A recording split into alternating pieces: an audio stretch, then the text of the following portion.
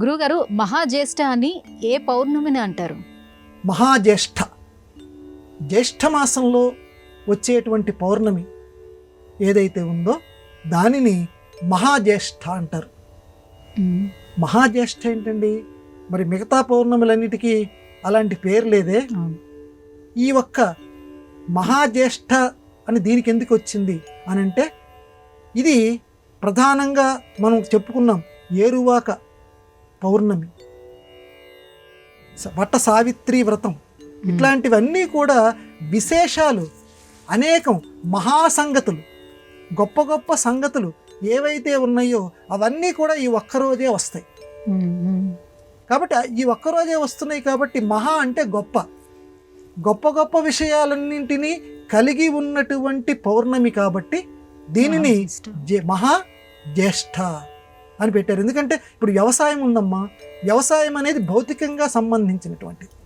అంటే అలాగే వట సావిత్రి వ్రతం ఉంది, ఇది ఆధ్యాత్మికతకి సంబంధించినటువంటిది.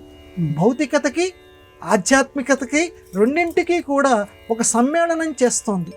రెండింటికి ఒక ముడి వేసినటువంటి గొప్పదైనటువంటి పౌర్ణమి కాబట్టి ఇది మహా జ్యేష్ఠ పౌర్ణమి అంటారు. పౌర్ణమి అంటే మనందరికీ తెలుసు, షోడశ కళా ప్రపూర్ణుడైనటువంటి చంద్రుడు తన కళల్ని పూర్తిగా సంపూర్ణంగా వెదజల్లేటువంటి రోజు పౌర్ణమి.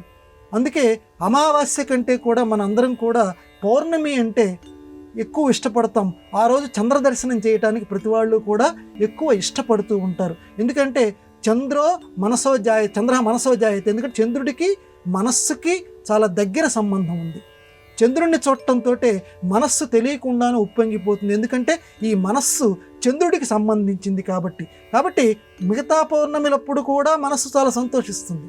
కానీ మహాజ్యేష్ఠరాజు ఇందాక నేను చెప్పినట్లుగా భౌతిక ఆధ్యాత్మిక సమ్మేళనం ఉంది కాబట్టి మనస్సు చాలా చాలా చాలా పరవశించిపోతుంది. కాబట్టి ఇది మహాజ్యేష్ఠ.